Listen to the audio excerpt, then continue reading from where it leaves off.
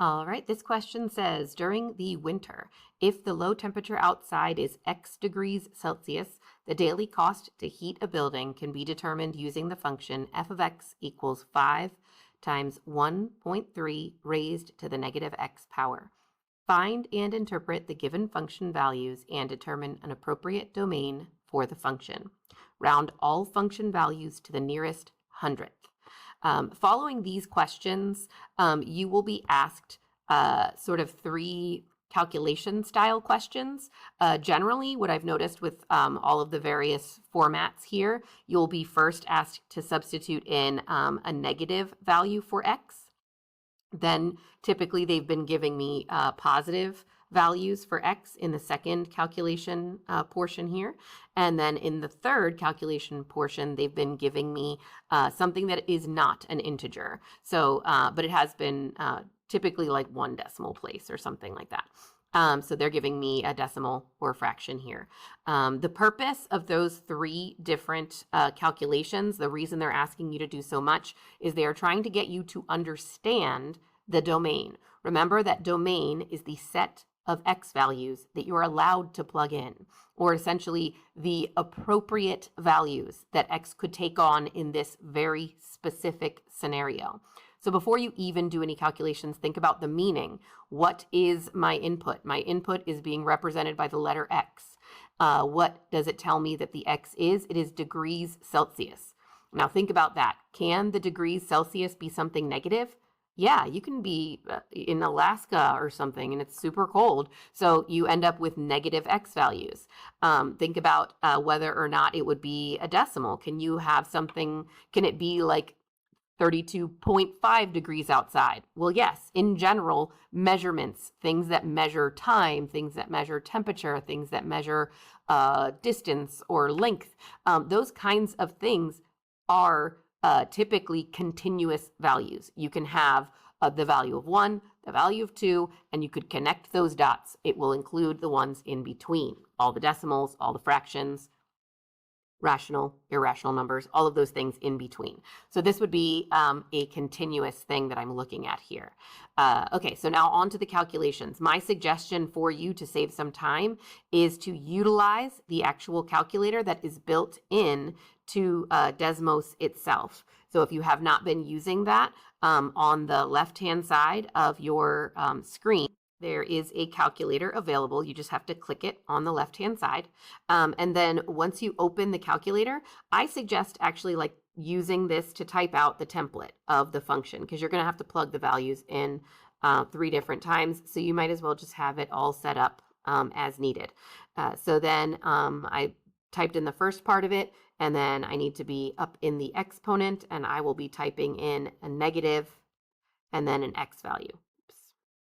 Didn't mean to double those parentheses there. Okay, so this is essentially my template, and I have left an empty space where the x will go. Then I'm going to look at the values they asked me to plug in. The first one is a negative 7. And you probably can't see that super well.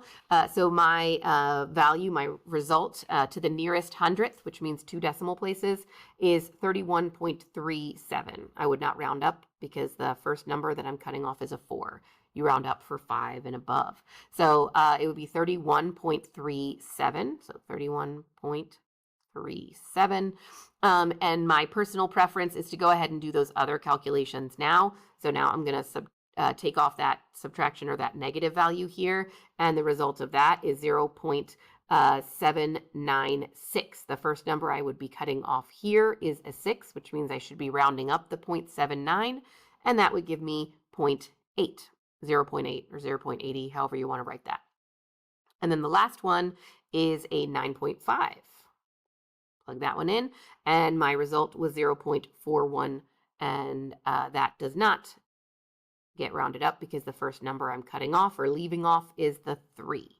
Okay, so now that I have the actual calculation portion of this complete, I can get down to the meaning of things. So they do lead you through the meaning. It says, meaning that when the low temperature outside is blank degrees Celsius, remember it was x that you were placing in the degrees Celsius. So our x value we were plugging in here was the negative 7.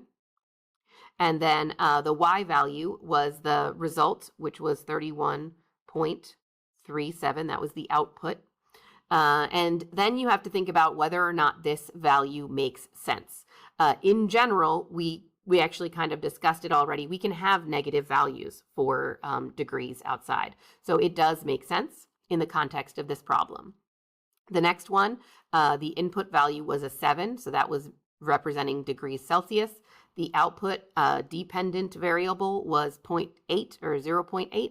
That was money that it's going to cost to heat the building. This one also makes sense. And then the last one was 9.5 for my input, and my output was 0.41. This also made sense. All of them made sense. Once you have sort of paid attention to each of those various options, if they all made sense, and hopefully thought about whether or not you were dealing with something that was discrete or continuous, since we are including not just whole numbers, but all of the numbers in between, all those little decimals and fractions, we said the 9.5 did make sense.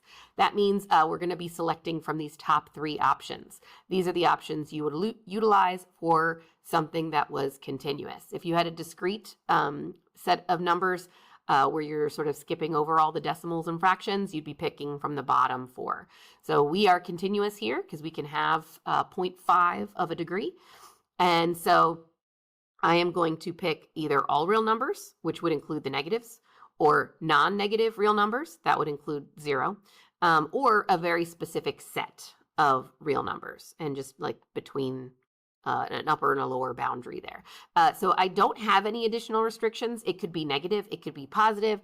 So in this case, it would be all real numbers. When you do submit your answer, just be careful, because if you make a mistake on any of those drop-down values, it might be telling you that it's wrong, and it doesn't tell you which one it is. So I would go back and double check your calculations, because I have had many students who are trying and trying and trying, and they're concentrating on that final drop-down option, making sure that it is correct. And then when it is coming out like incorrect, they're assuming it was that because that's where they put most of their thought. But it ended up being like they forgot a decimal point or one of the digits, or rounded improperly. It was something else up here. So just be careful about that.